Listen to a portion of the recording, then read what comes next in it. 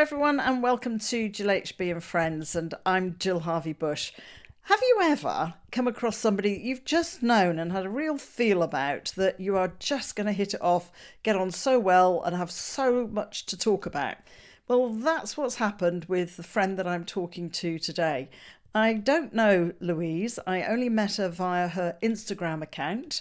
And I just knew from what she was posting and how she was commenting on what I was posting that we were going to get on really, really well. Looking at her Instagram account, I just knew there was a lot more. There was a million questions I wanted to ask her about her account. And the only way I thought I'm going to do this is to ask her to do a podcast. So I reached out and said, would she be up for doing a podcast with me? And she came back and said, what's one of those thingies? So she's about to find out, of course. And I'm really pleased that she agreed to do this. And I'm sure we're going to have a huge amount to talk about with regards to gardening and pests and all sorts. Anyway, I hope you enjoy the podcast. Lou, thanks for joining me. As I said, in the introduction, I only really met you on Instagram. So lovely to see you as we're on Zoom. And there's just so many questions I wanted to keep asking on Instagram, like, how did you do this? And how did you get here? And where did you live before? So, because your Instagram account is just amazing. It's just right for me. It's natural. It's not all this acting and leaping out and doing short sketches. It's what I call real life. And in this day and age, oh God, it's lovely to see. You get the good, the bad, and the ugly. Yes. Same and here. Most of it's ugly. No, it's amazing. Absolutely amazing. So if anybody first up wants to follow you, your Instagram account is Lulu's Allotment, isn't it? Is there a hyphen in there? That's right. Or... Yeah. You're asking me. I'm going to have a look. It's the same as me. I always have to go. It's Lulu, LOULOUS _ allotment. Yeah. And well worth watching because it's like watching, it's better than a soap opera. It's really, really reality TV. So from what I can gather, you've moved to the southwest, so you're a bit further on down from me. What brought you down here? Was it work? Well, I'm Cornish. Right, so coming home. Born, we've come home. I was born in Newquay in Cornwall. Okay. And my husband Matthew was born in Plymouth in Devon. And he was in the RAF. And we met when we were 18 years old. Wow. He proposed after 2 months. Wow. We got married after another 6 months, by which time both of us had a birthday. So we were both 19 by the time we got married, but it all happened within the year of 1992. So we met on Valentine's Day in February 1992, and we were married on the 17th of October 1992. And I bet everybody said, oh, it'll never last. Oh, they did. Yeah. And there were so many people who actually, apparently there was, they were taking bets on whether I was pregnant or not. I wasn't. Not. I wasn't. But yeah, and Matthew got posted after a few years up to, well, they put 3 choices on the list, and the choice that we got sent to was RAF Bryce Norton in Oxfordshire. Right, I know it is, yeah. I was so homesick for the first 5 years. I cried almost every day because I just badly wanted to be back home with my family. But after 5 years, I'd managed to put it away. You pack it in a box, you go, okay, I've got to get over it. Got on with our lives, and we accidentally stayed for 25 years in Oxfordshire, long after Matthew had left the RAF, because my career had taken off and it just didn't make any sense to leave. But then I've been working from home for a lot longer than COVID existed. So years ago, I started working from home, and it started dawning on me. My career was like flying, and I was out earning my husband by a long shot, and I just started sowing the seed of, why don't you just stop working, because he had to go to work in an office, and I just was thinking, I don't have to. If you stopped working, we could go home to Cornwall, because we both wanted to. And so after 25 years, we're back. How long ago was that you came back? Not that long 5 ago? years. No, 5 years ago. Okay, similar really to us, because I'm Somerset born and bred, but left in my 20s and have been, here, there, and everywhere. And then back down, and as my Somerset friends kind of go, So you're sneaking past Somerset into Devon then, are you? Yeah, it's so close. It's Yeah. just one extra foot. But actually, again, your garden isn't a garden as in a traditional house. No, You went and bought, I gather, a piece of land not or quite. rented. Yeah, so in Oxfordshire we had two allotments Okay. and a back garden, and my back garden was for mostly flowers. And now looking back, I don't know why I didn't make it a vegetable garden. I was kind of being more traditional, and it never occurred to me to put vegetables in my garden. So I had these two allotments. Then that decision to move back home was fraught with panic because how do you move two allotments? Mm, Luckily, my brother lives very close to Newquay still, and he has this enormous back garden. Half of it was completely overgrown. It's like a quarter of an acre. And he said, Lou, he said, use the overgrown patch, bring your allotments down, put them in it until you can sort yourselves out. And the plan was we moved into a flat, we bought a flat. And right. the plan was we wouldn't stay in it forever, we would buy a house. But you know what? We can see the sea. It's a two-bedroom flat. It's not fancy, but we've got these wonderful views. We're in this amazing community. We can walk down 3 minutes to the beach. We can carry our paddle boards and our kayaks down there. Hmm. It's really bliss. And it started to like we started looking at houses and thinking, no, we're giving too much up.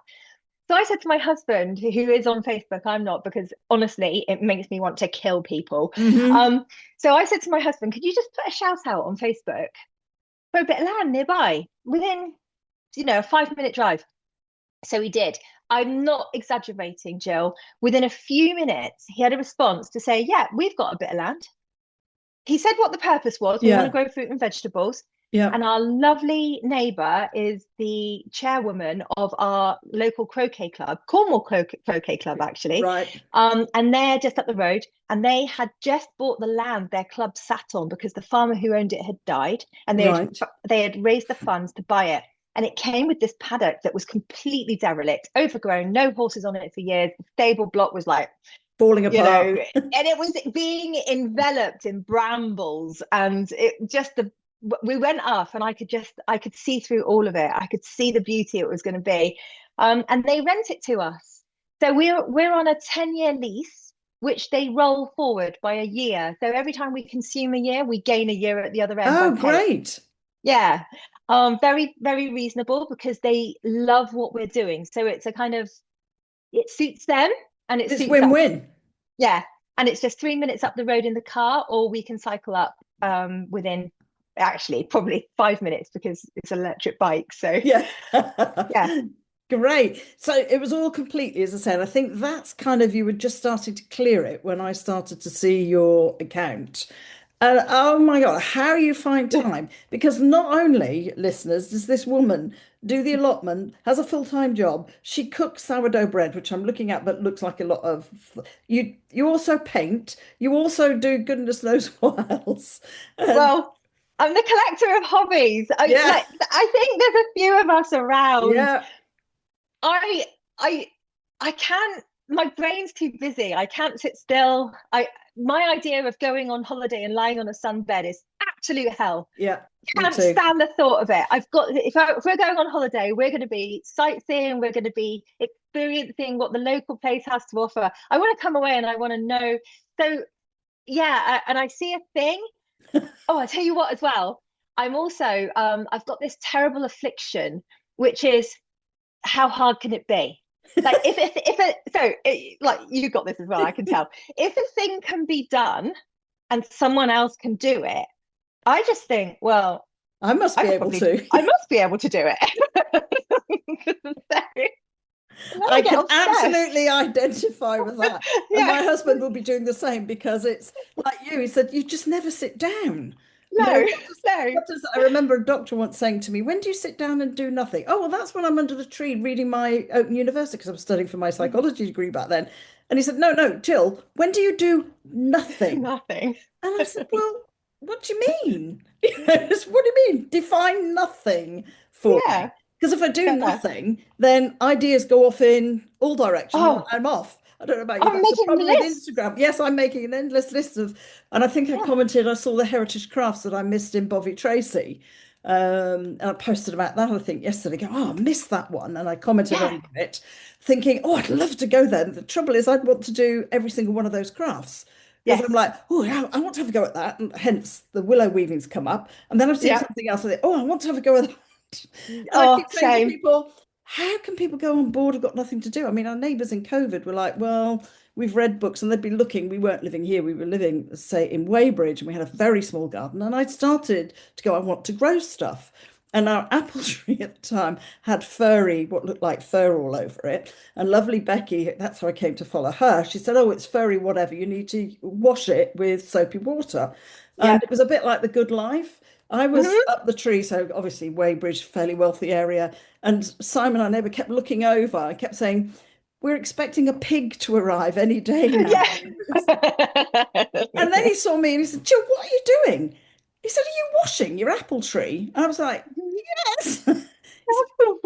He said, I know we're in Weybridge. Isn't that going a bit far, washing your apple tree? I said, no, it's got these You aphid don't things that understand. Let me you don't explain. understand. And they used to take a joke until COVID came along. And then people were like, Jill, did we hear you say you've got some spare tomato plants? Because as you know, I plant one like you, like my watermelon. I plant Yeah. one and I've got, I think this year I overplanted by 80 because I thought the seeds would be old, Yeah. and then give them away. And yeah, so they then got into doing tomatoes and they're still growing tomatoes, which I kind of go, Oh, yes, I love that. I another love that. person I converted. love it when you sort of, it's like infecting people with joy. I love Yeah, absolutely. Anyway, back to your bit. So it. you then did this deal with the croquet people next door Yes.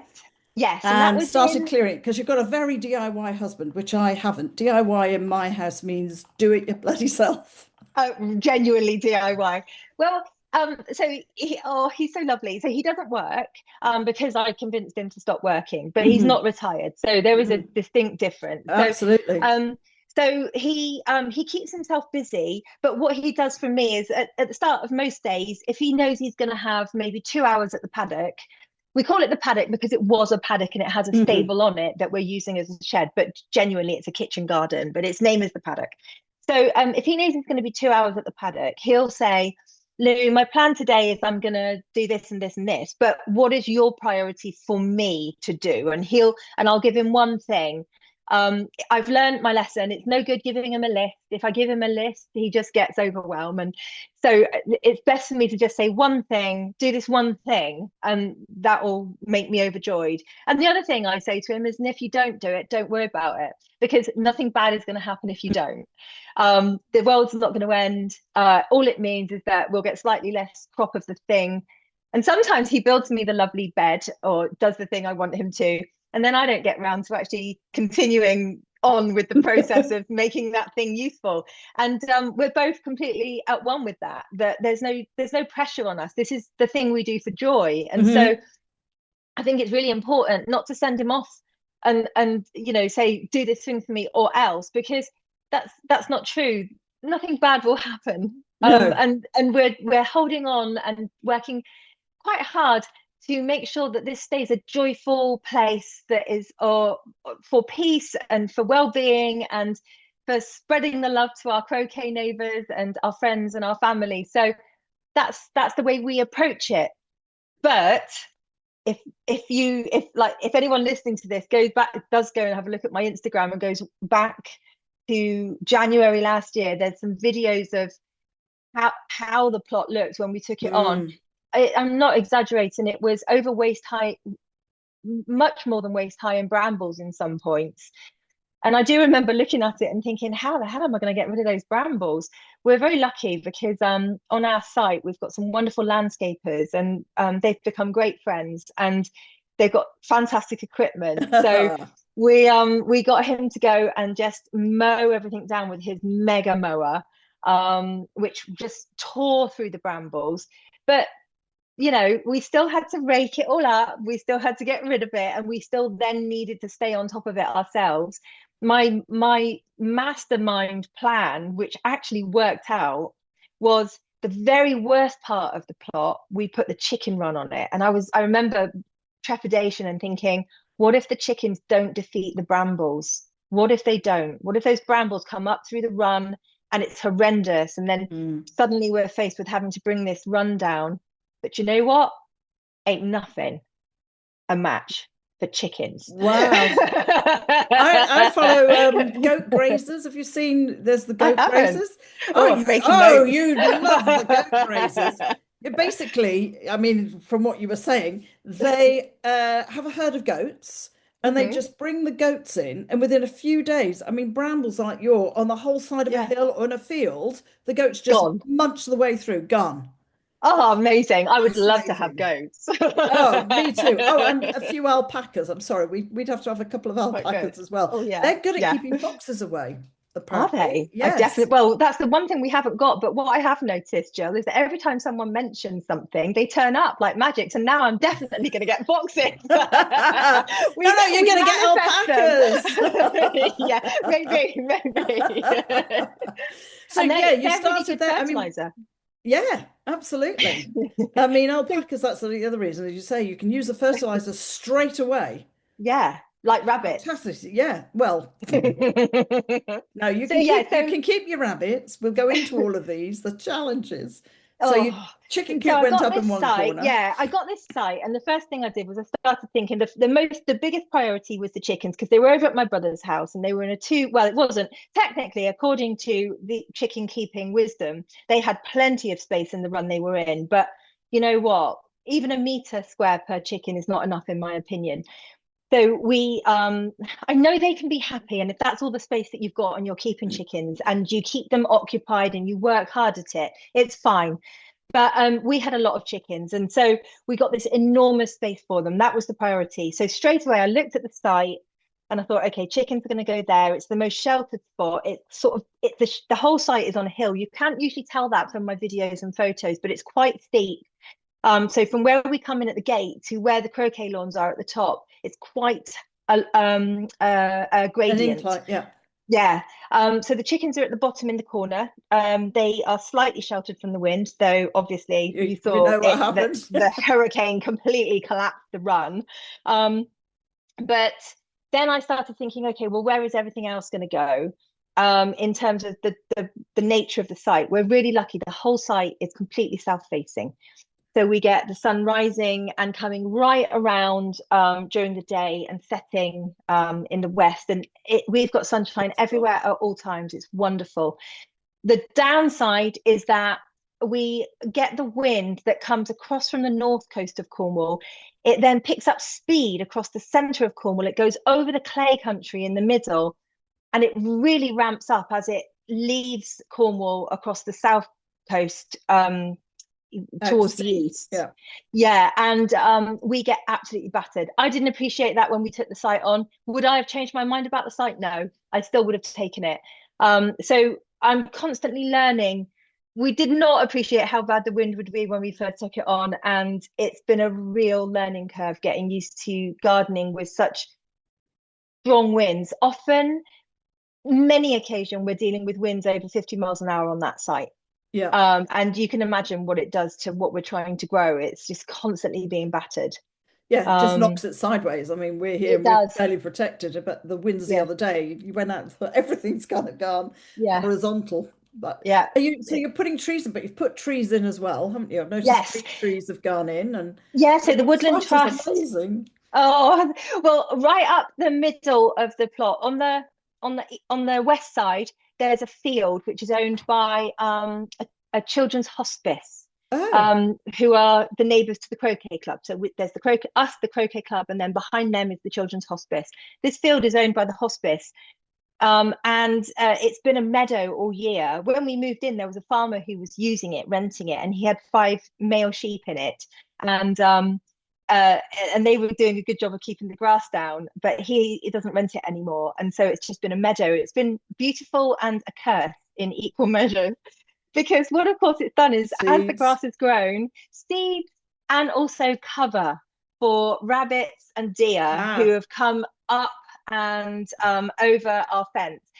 So what we did was we got in conjunction with the Croquet Club, the Woodland Trust send these packs out. So all you have to do is apply. If you've got a big site, you can apply to the Woodland Trust or even a big garden to plant native British hedgerow plants. So they sent this pack of over 150 plants, and it was a mixture of elder, elder.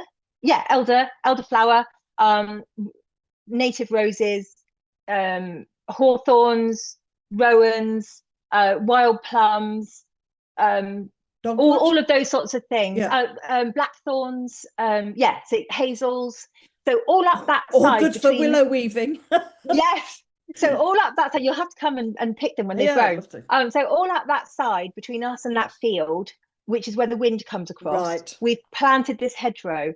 But as soon as we planted it, we had to protect the plants. But what we've noticed is that the rabbits just kick off the protective collars, and they've eaten the roses down to the ground repeatedly. That seems to be their favorite. So perhaps there's going to be no roses. They seem to enjoy the baby elderflower, so most of them have gone.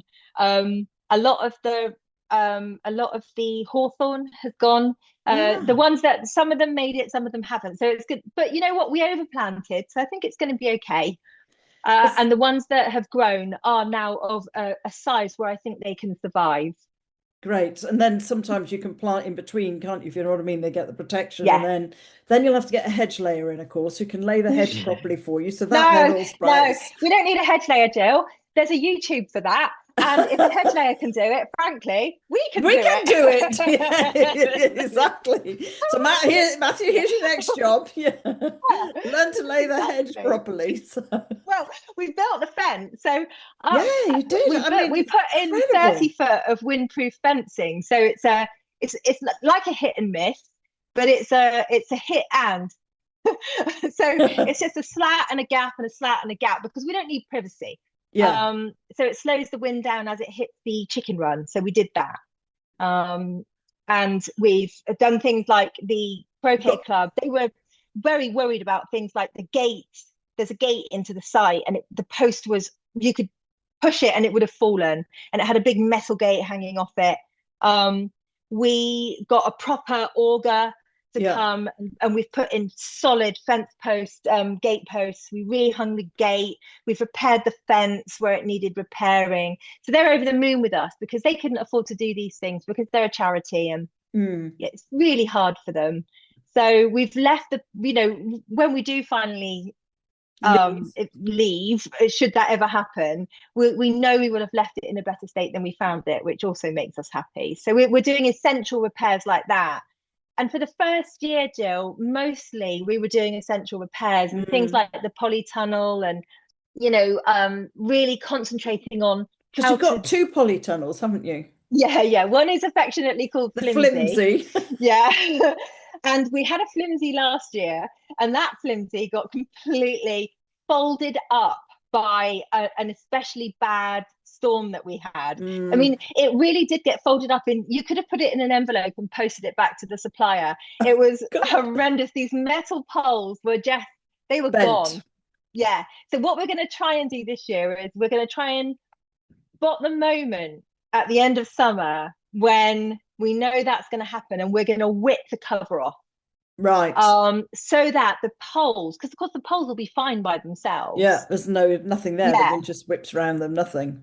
Exactly. So that's the plan. But then of course we've got the big polytunnels. That one withstood the hurricane, the one that blew over hundreds of trees in Cornwall. The polytunnel stood through that. So if it could stand through that, I think we're good. Yeah, absolutely. And I mean, you've got veg beds. You've got next question. You must have so much. Well, if the rats haven't had them, we'll go into that. So do you preserve all your produce as much as I try to? Like, I have tomatoes coming out my ear holes by the end of the season. People go, how many tomatoes can you eat?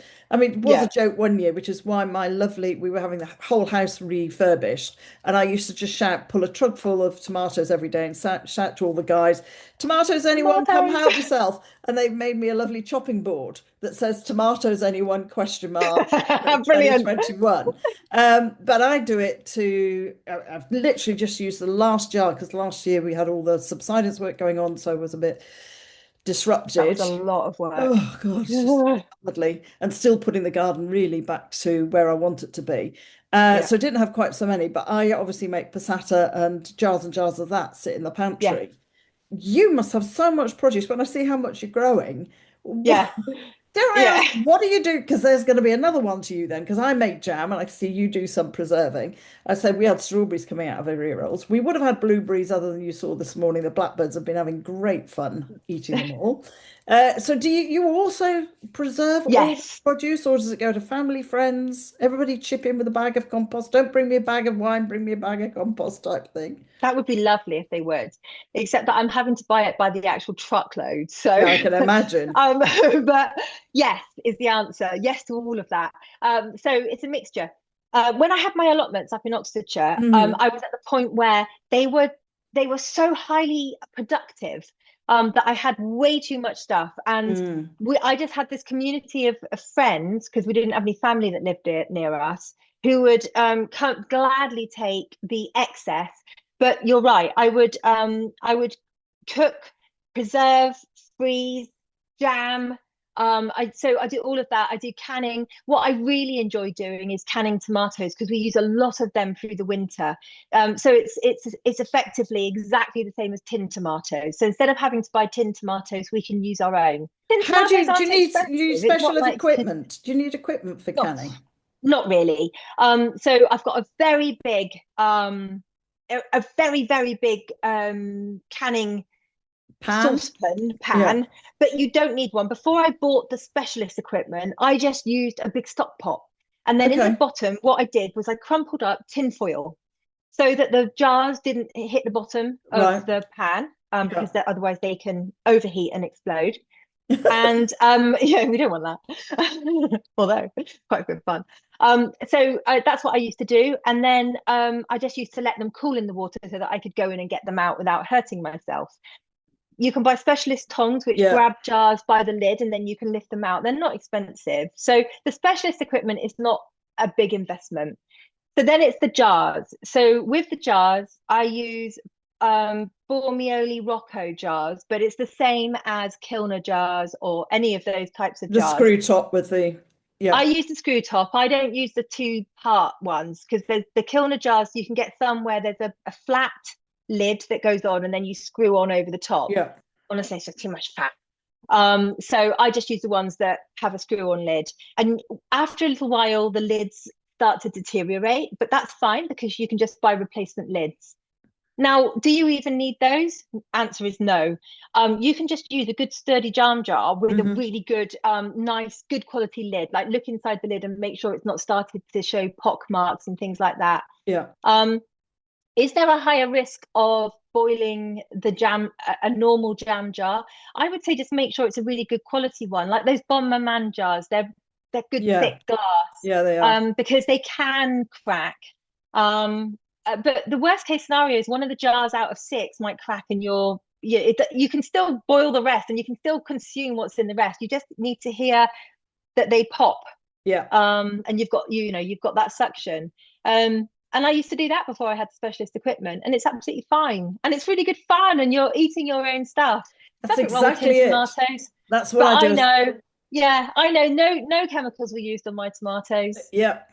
And it's No, amazing how many people, when I then turn it to a sauce like we did this week, the last one for spag bog, the taste. And when friends come, say, "Oh God, this tastes amazing." yeah, Yep, it's all my own tomatoes. That's why it yeah, tastes really good. And very much like you, we like to know what's there. I don't want to be eating loads of pesticides and insecticides, and that's really no. what got me into gardening. And I think as gardeners, it's particularly watching your patch, I think, oh God, thank you. It's not just me and other gardeners as well. Yeah. I love There's growing loads of us, Joe isn't and there? yes, and such a great community. And it's also about like, okay, this year my peas have failed. So here I go again, round number. We've got to be the most, along with farmers, I think, we've got to be the most optimistic. Some Yeah. might say stupid, as friends say to me, you're stupid. We've got to be the Yeah. most optimistic people on the planet. Hmm. Because what works one year doesn't work the next. And then we've got too So much sun, too much rain. I can't plant it because it's too wet. Now it's too dry. Obviously, I'm on clay and pebble bed. And you just kind of go, oh God, I know it's just one thing let's after go another. again. And Yes. so my biggest foe is Mother Nature. And Yeah. I look up at the sky and I just shake my fist at her half the time. She's wonderful and awful in equal measures. Like every step I take and every sort of little bit of progress I make, I feel like she's there to just like knock me down a peg. Well, you see, if they can do it, I can do it. The attitude that we've got. Like So 1 year, sweet corn was great last year. I've done exactly the same this year. Got two uh, that have germinated. At least I've got two, so they might, I get fertilize these each other. sagas. I get these sagas. Yeah, So let's last go because year, we've got yeah, rats. Tell me yeah. the So potato. last That was year, lovely. the It's first not for saga was you. the sweet corn saga. Okay. So last year I said, to hell with it. I'm just going to make holes in the grass because you see we've got a lot of Yeah. grass. I'm going to make holes in the grass and I'm going to put the sweet corn in. I'm going to pack them in a little bit of, because we've got amazing soil on our paddock. It's Oh, you're lucky. incredible. So I thought it's good soil. It's never been farmed ever. It's only ever been used as a paddock, and the micro Biome or whatever it's organisms called. and the Yeah. biome, it's intensely good. Nothing. Size, no chemicals on it. Fantastic. None. Not for at least 15 years, as far as I can Wow. tell. Perfect. And I've asked lots of people who lived in the area, and they're like, no, it's been derelict for 10 years. Before that, it was horses. Yeah. And before that, it was just part of the next door, the field that's now a meadow. Way back when used to be a driving range, which is why I keep digging up golf balls. So nothing there. So I thought I'm going to put these sweet corn right in the ground. So that's what I did. I'd grown them. They were beautiful, such strong seedlings. They were looking incredible. And then young, healthy plants. In they went. Came back the very next day to the floor. To the floor. That was deer. That was the very Oh first. God. And I was gutted. And like I actually, it really affected me. I was like, how could they? So I went to the garden centre and I bought myself a tray of sweet corn, young Yep. plants. Cost me a fortune. They were really expensive. It was like 24 quid for these plants because it was late in the season by now and they Yeah. weren't available anywhere. So they were the most expensive sweet corn plants. Put them in a raised bed. And it was too late in the season. So they didn't grow big enough before they put their ears out. And they were too small, nothing pollinated. And it was the most pathetic crop you've ever seen. Like one or two slightly germinated. I ended up just giving them to the chickens. So that was the most expensive chicken food ever. And then this year, as you saw, I love growing potatoes, and last year's crop was really, really good. We put them straight into the ground. They got a bit overgrown, but it was fine. This year, I chitted so many potatoes. I had 48 Yeah, you um, did. chitted potatoes for earlies, uh, extra earlies, and Main crop. second earlies. Oh, second earlies. Right. Yeah. Okay. Then I had additional same quantities for the main crop. So all the earlies went into very long, beautifully prepared beds built by my husband, raised beds, and we put horse manure in, and we buy in this lorry loads of compost, plus a bit of my own compost. It was all looking lovely. Planted this beautiful row of potatoes, and they Looked smashing. amazing. They did. Yeah, it was perfection. I couldn't wait. And then we came back. Oh, in fact, my husband went back about 2 days later, and he sent me a video, and he said, no, he said, two of your potatoes have gone. And I looked, and I thought, oh, that's so weird. What would take two potatoes? And I thought it must have been magpies or something. So we used fence netting, which had quite large holes in it. And he fenced off the sides and the top. Okay, so I was satisfied that would stop it, and I thought maybe it had been magpies because they often, well, they'll dig around. Came back about 2 days later, and everywhere there was 48 potatoes in the bed. I think it's 48. Yeah, thereabouts. And there was possibly two beds, but every potato that I had planted, you could see the hole where the potato had been, and it was really, really clear to see. And I was tearing my hair out. What animal can eat 48 potatoes in one sitting? I just couldn't think. What? That's so many potatoes. I couldn't eat that many potatoes. This is madness. It must have been a herd of deer. So luckily we had put the wildlife camera on it. So I said to Matthew, quick, get to the wildlife camera. Oh my God. The realization, it was absolutely hilarious. We were rolling around laughing as we were watching this thing because one individual rat spent the entire night going to and from this bed and individually picking one potato at a time, because that's all he could carry in his mouth. I'm calling him a he because I just feel like, I don't know, it was a he thing to do. So you can see him go in, and then he's got this big potato that he's carrying in his mouth, and he can barely move with this potato. I did put it on my story, I think. And he's disappearing off the camera view with each potato. And he does that with every single potato. Well, a few days later, we had this mound of where we had been lifting turfs to make new beds. We had just been piling them up in one place. And I knew that this rat must have stored these potatoes somewhere. I was like, where has this rat put these potatoes? Anyway, I saw a very neat hole in this mound. I was like, oh, I wonder. So I started digging. And as I started digging, I started pulling out potatoes. Oh my God, Jill, this rat must have been in heaven. And I kind of, it needs a children's book, because he was in the center of this mound, surrounded by his hoard of potatoes, each one with a little nibble out of it. And then right in the center of all of that, he had built himself the most beautiful little nest of by pulling things from around the plot in. And, you know, it all gets woven in. He was in heaven for you. He was like, oh, thank you. All this stuff. I can imagine him in there lying on his back going, oh, I'll have a sleep. And then waking up and going, oh, have a potato. Breakfast. So then what we realized, we had to net it better. So we moved, I replanted all of those ones in raised beds. So did you cover up the hole and kind of implode the hole? Oh, so I just gave up on that particular bed. We replanted the bed with sunflowers and sweet corn and some cabbages and some other things. So now this bed is full of these other things. So we've now bird netted it. Okay, so it's completely bird netted, and even across the top as well, because I wasn't sure if deer would put their necks in and eat what was growing there, because we know they like some sweet corn, and now it's got sweet corn growing in it. And I knew the rabbits would like the cabbages and the rats. So I bird netted the whole thing across the top as well. Yep. And then I looked at my cabbages, and they're getting eaten. They're getting completely decimated. And what the hell can get in? Looked closer, and you know, it says very small net. Yeah. Look, it's really hard to see. Looked closer, and right along the base, all the way along, the rabbits have chewed holes in the net. Yeah, so there's holes like that all the way along the base of this bed where the rabbits are going in. So I thought about closing up all the holes. I have closed up some of them. And then I thought, do you know what? Those cabbages aren't going to make it.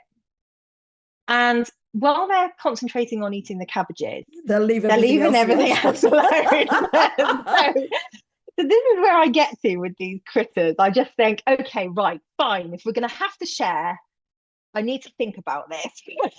Well, this is why I end up planting too many seeds, because I got my gardening, I think, from my grandfather. He used to look after a huge garden called Mrs. Patterson's garden, and I used to go and help him with my sisters. Lovely. And he always used to say, when we were planting seeds, I used to help him in he had a little greenhouse at home and an allotment down the path, and I'm sure that was just to get away from my grandmother, to be honest. And he always used to say, so plant some for you, plant some for the insects that will have it, and plant some for the birds. So I'm always going, okay, I've got to plant some for me and plant some that won't germinate. He said, you've got to allow for that. And I remember, and I say, no, come on, you know, maid, that's not enough. You've got to put a few more in. So I put a few more in. He said, so you've got to share. And because of the allotment, you know, so you've got to have, as you say, some that won't germinate, some that will germinate, some for the birds and some for the insects. Some for the insects. I think that's just so perfect, isn't it? And that is how we all need to be thinking, because it's not right to have perfect crops. I saw a lovely post from someone yesterday, someone in Ireland, a young lady, and she said, you know, you go into your supermarket and you look for the most perfect vegetable, and she said, nobody questions what's wrong with this vegetable. Actually, its perfection is the thing that's wrong with it. Correct. No, nothing that grows healthily grows with that level of perfection. if it's got holes in it, that's a good sign. Yeah. It came from somewhere that's looking after the earth. And I just, yeah, your grandfather was spot on. And I it's the love same. You've that. got a tomato, and I spotted one of our tomatoes. Yes, I must take a photo. And it looks like it's three tomato. You can see the green tops Yes. of it, but there's only Yeah. one tomato. So you kind of go, where did? Okay, I need to unpick this tomato. Sort of Yeah. thing. Cat-faced tomatoes. I Yeah, but love you cat-faced just sort of tomatoes. like, what is Yeah. going on? How did this Yeah. develop? Yeah. But it And is. It's they don't grow the way you expect them to half the no. time, you know? No, I'm growing cucumbers outside today or this year because I thought I've Yeah. got too many tomato plants and cucumbers. And people say, "Oh no, you shouldn't put this with this." And people Mm, say, "Jill, what are you doing?" And I'm like, "I have no idea what I'm doing. I'm just mm, chucking stuff in." And my friends all say, "You are so green-fingered. You just plant anything." Well, I said, "Well, this year my peas haven't come up. The sweet yeah. corn didn't come up. My parsnips, I think, are struggling. But again, the weather. Yeah. We Oh, we haven't. You've we're had up some against it. rain. We have had none, nothing We've had for loads of weeks. rain, interjected by extreme heat waves and then more rain. And the Yeah." net result of that was blight because, Yeah, so you've got this one I going grew. on, haven't you? So finally I combated, I overcame the rat. And when the main And crop went overcame in, the we, rabbits yeah, we and the tightly deer. netted. We tightly netted the main crop potatoes because we knew the rat would go in and take them. So we managed to successfully grow the main crop. And then with that high humidity, then we got the wind, Yeah. then we got the heat wave. Blight, it was so perfect for blight, and it blew in, and within 24 hours, our main crop potatoes were heavily blighted. Well, not heavily blighted, heavy signs of blight, Yeah. not heavily blighted. So I acted really fast and I cut all the tops off. So the potatoes that are in the ground should be saved, but they'll be smaller than I otherwise would have liked them to be, which is, Yeah. it's fine because they should have been growing for another 2 months yet. And that's just the way life is. I'm learning because I grew potatoes in Oxfordshire and I never had blight once. I'm learning that in Cornwall I have to expect blight. And so there's a wonderful account. She's further down in Cornwall and she's called Mrs. B's Garden. I follow her. And She's lovely, Debbie. oh, oh, Debbie, what an amazing garden We're she all going to has. have to get An together. awesome account. I love Yeah. her So account. again, I love her account. I Yeah. do. Well, she messaged me and she said, yeah, she said, I only grow earlies.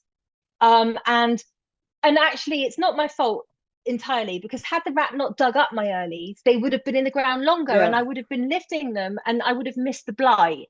Because of course blight can operate under 10 degrees, I think.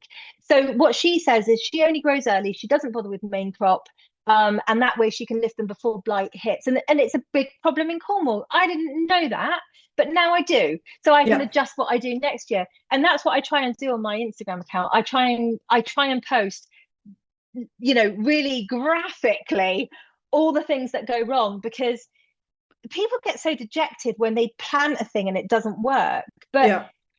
stick That's what I'm at it saying. We're because we're optimists, you see. The gardeners will yeah, keep going. You're optimists. Oh, well, it doesn't work this year. absolutely. It'll work next year. It'll work next year. You just got to adjust something. You just got to. It's Yeah. not difficult. You just don't get downhearted and try again. But make sure you change something because if you don't change something, nothing will change. So Yeah. you know And that's when you've I got to. spotted, again, thinking about you, I'd seen that one about whitefly and that they Yeah. carry Yes. blight. And that's when you said, oh, no, no, it's not whitefly. And I thought, no, no, keep following the video and Yeah. you'll Yeah. see he says, Yeah. oh, they bring in blight. And I was like, Yeah. oh my God, I know somebody who needs to know this.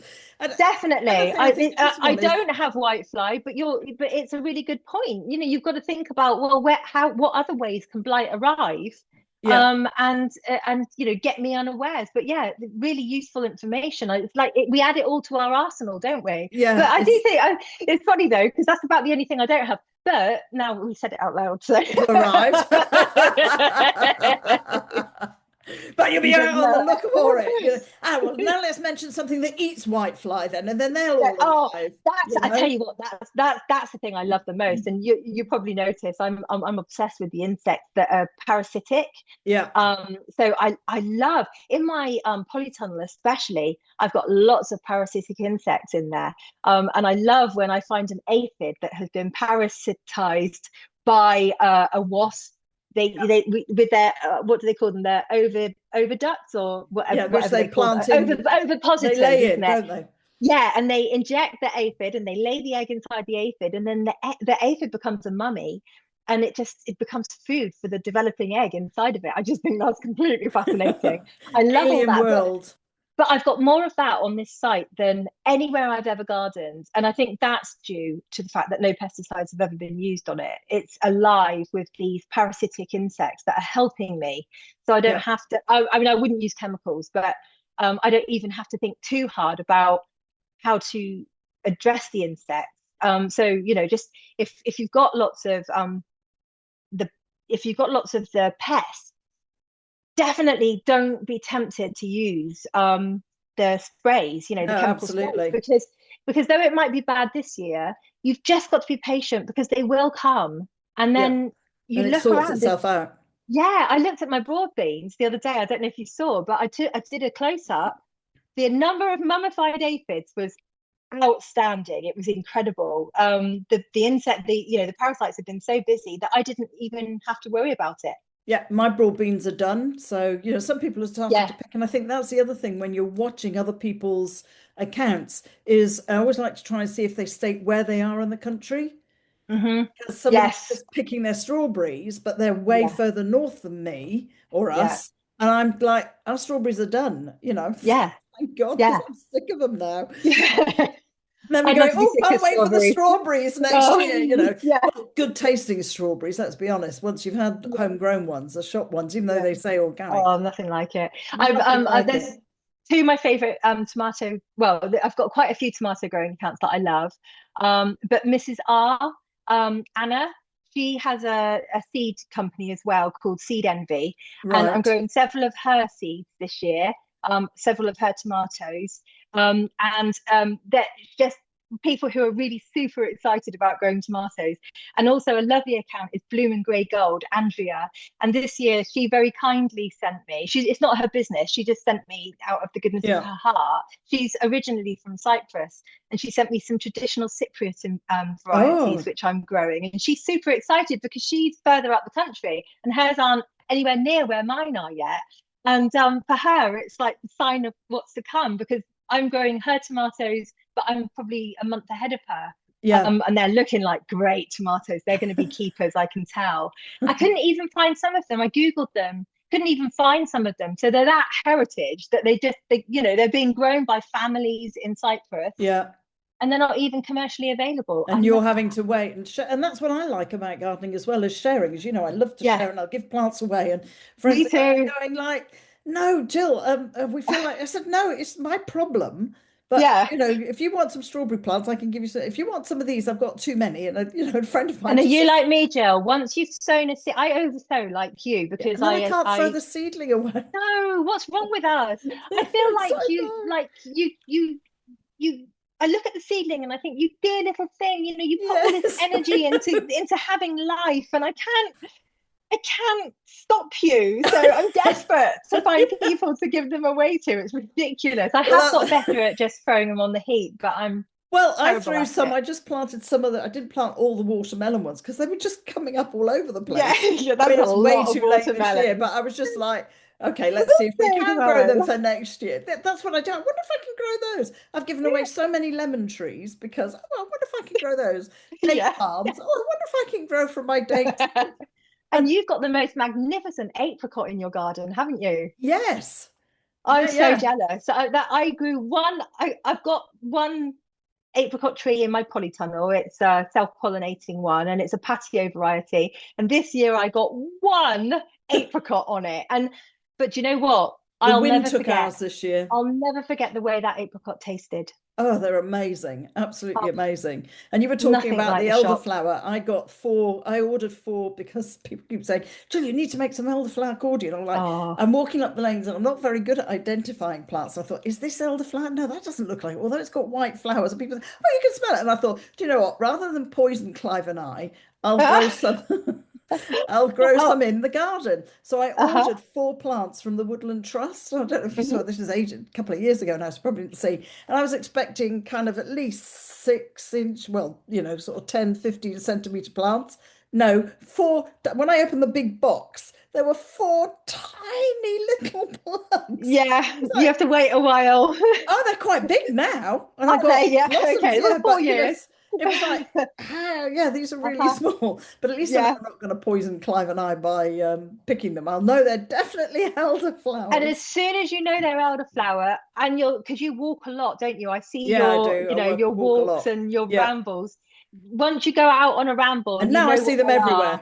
they'll be everywhere, and you'll be Yeah, making I've seen so much pink ones elderflower now, and cordial. yeah, I'm I've growing seen a them. pink one. Yeah, you are. Yeah. My mum is a big forager.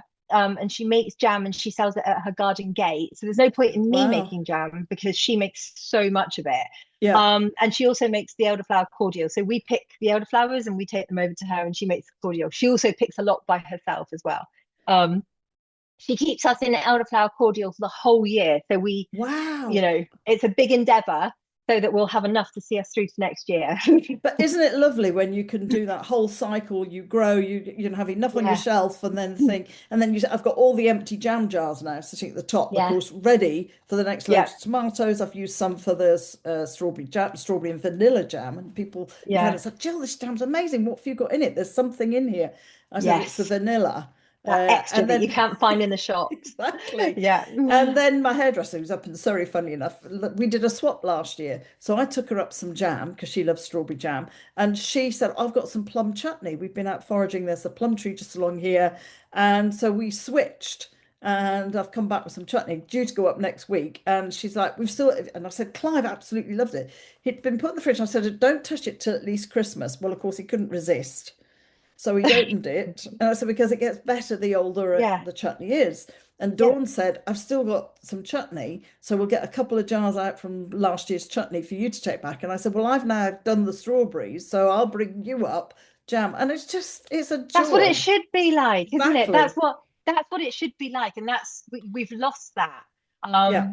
That sort of trading as well. It makes it such a wholesome thing, and it also means that when someone is particularly good at something, you can sort of profit from their endeavors, and they can profit from what you're good at.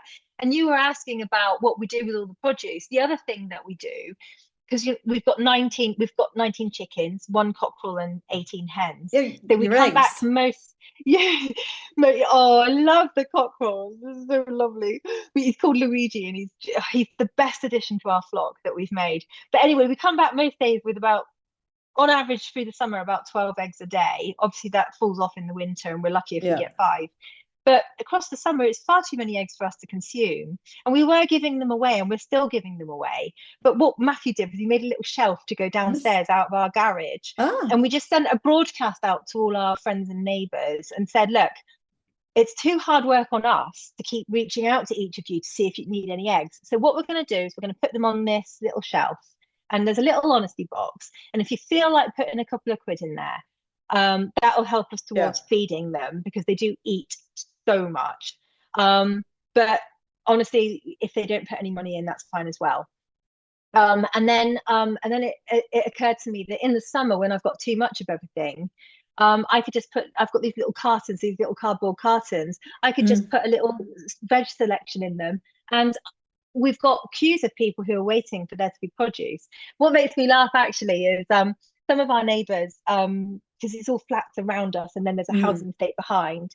It's ever so nice. It's a really pretty place to live. I love it here, and the people are just so lovely. And some of them, they hear we grow a few fruit and vegetables, and they didn't pay it much attention. And then one or two of them, we said, you'll have to come up and see us. And they're not on Instagram or anything, so they Mm. really don't know. And then they come up and their faces, they do not expect what we're doing. They're like the scale of it, It's their huge. jaws drop. Yeah. It's so funny, but they're all really looking forward to the excess, and we thoroughly enjoy sharing. And we don't do it for money. This is our hobby, and Yeah. it's going to stay that forever. We're never in it to sell anything. That's not what we're doing it for. So yeah, it's just really good fun, and I love spreading that joy. Just everyone knows that we don't use chemicals, Yeah. and actually, I think hopefully it will make people think about, well, this tastes so different and these tomatoes look so different and this veg, I'm growing round courgettes. So many people around us who say, gosh, I didn't even know that you could This is a get problem. veg that looks like this. Like, this isn't a tomato, surely. Yes, this is what tomatoes used to look like before they got completely Bastardsized, basically. Yeah, Yeah. like, and we got taught they must look this way because it's easy for us to produce them so that they can travel and so that we can keep them in cold storage and Yeah. we can squeeze maximum profit out of them, while duping you into thinking this, and retraining you all into thinking that this is how your food should look. And it's false information. And so I kind of Absolutely. like opening, people's eyes to, actually, you're missing out. Go to your local farmers market and buy real food. Yeah, I agree. And again, that comes back to one of the trades who was here, and he said, "Oh, I don't really like tomatoes." And I had lots of little small, tumbling toms and whatever. Red rag Anyway, to he a said, bull. he took a bag home. He said, "Oh, my wife likes it. I'll take." And he came back the next day. It was one of our plumbers, and he said, "Oh my God, Jill, that bag didn't make it home." He said, "I thought, well, I'll just try one because all the lads were saying how tasty your tomatoes are." He said, "I've never tried a tomato like it." He said, "I ate Yeah. them like sweets. And when I got home, I had about three left for my wife. So don't tell her. I just said, oh, the lady I'm working for at the She gave moment, me three she gave me tomatoes. some tomatoes to try." So the Yeah, next day he said, "Is it all right if I take another bag?" I said, "Yeah, yeah, help yourself."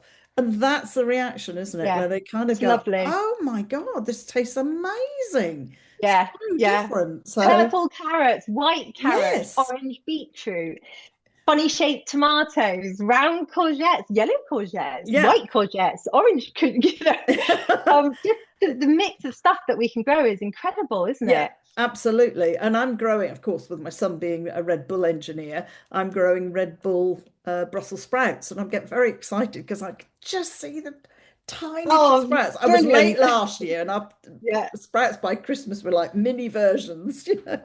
My But they're already this- coming through now. So I'm like, yes, I've got two oh, different sorts. And again, a protect friend who them. does kind of goes, uh, what are these? The mauve, and I said, no, they're called, of course, I had to buy them when I saw they were called Red Bull. I said, they're called Red Absolutely. Bull Brussels sprouts, and these are your normal green. But it's the same people come out and go, what's this? And I'm really Yeah. surprised some people go, what's this, Jill? This is potatoes. What? Yeah. And I'm Yeah. talking adults who go, Yes. that's what Yeah. potatoes look like. Because Yes. why should they know? Because No, the they're not into supermarkets have gardening. been doing Yeah. this to us since probably the late 60s has been the sort of rot Yeah. of squeezing more and more and more profit out of this, effectively dead veg, really. Yeah. So yeah, generationally, we've forgotten what it should be like. But like you, I think if we all look back far enough, we've got a distant memory of a grandparent who grew veg because, of course, they had to after the war because food was still being rationed. Yeah. And it made the most sense to keep growing it yourself. And Yeah, my yeah, but grandfather sadly, fed all the whole family, just him yeah, and his grandmother, then my aunt and her family, my uncle and his family, my yeah, mum and us three. My dad died when I was young. And you yeah, kind of go, yeah, that was, and he used to love being down the allotment. As another friend that I did a podcast with, he said, yeah, he has an allotment. And he said, I first bought it, lovely Chris, and he said, he does about public speaking, and we were talking about allotments. And he said, yeah, I went down to the allotment and I took my 15 courgette plants down. And he said, the old guy next to me said, how many courgettes? Oh, I've got 15 courgette plants. He went, oh, right. Okay. So do you think that'll be enough? He oh, said, yeah, I think you'll find that's going to be yeah, enough to keep. And Chris said, oh my yeah, gosh. He actually yeah, mentions it on the podcast. He said, why didn't somebody tell me I only need like two or three plants? So, but that's the whole process. maximum. But as he said, Yes, he'd go to the allotment. He said it might be an hour at the allotment, but I'm only really doing about 20 minutes work because of the people I'm chatting to and getting to yes. know. And it's such a I miss great that. social, I miss on that that. I side. miss that at the allotment. So that was, it was a blessing and a curse as well because it meant I didn't get as much work done, but I Mm. did love the social aspect of it and learning from other people who'd been doing it a lot longer than me. But by the same token, also they would like, especially the old guys, and it was mostly old guys. I'm not Yeah. sort of being gender stereotyping here, but it Oh just God, we have to genuinely be so careful. Yeah. it's a fact. It was mostly old guys, and they'd come and they'd lean across the gate, and I'd get that sort of good advice. But additionally, I'd Mm. get some quite bad advice, like that won't grow here, that won't, you can't do that, you can't grow melons, you can't do this, you can't do that. That won't grow outside, and I proved them wrong quite a few times to the extent that after my first full year on my allotment, we have an allotment competition in Oxfordshire, Mm. and I won the Banksian medal for having like. Firstly, it was the most organised plot, the tidiest plot, and the biggest variety of things. Because I was Grown on growing it. so many different things. But part of the reason I was doing that was to figure out what I liked and what I didn't like. And what I've done over time, actually, as fun as that was, is you do have to think about what will I eat. Yeah, And that's so the if you're biggest going thing. to, yeah, if you're going to invest your time in it, it's fun growing new things. Just for the like cucumber, that's a classic. Everyone thinks cucumber are so cute. What is it about cucumber? Ridiculous. I grew them Oh, 2 years ago, and everybody's like, still "Oh, trying they're to get rid great, of they're them? great, they're great." And Yeah. we ate them, and we're like, "They're horrible." Yeah, And they're yes, every disgusting. day I've just seen one today. That's why I laughed. I thought, "Oh no, Yeah. another cucumber I've coming got up." to warn people, once grown, never got rid of. But luckily on my new plot, I had already worked out that I didn't like Didn't want cucumber, so those. I I haven't don't grown like them. them. But No, I don't didn't like them like them. either. Pointless, a completely pointless endeavor. You can't pickle them because the skins are too thick. Yeah, And the pickle doesn't sort of get into I them. don't like them anyway. Um, So no, they're like limey tasting little tiny cucumbers. They're not even nice to snack on. A much better snack is physalis or Cape gooseberries or ground cherries. They're called a million different things. They are so easy to grow. They'll grow anywhere.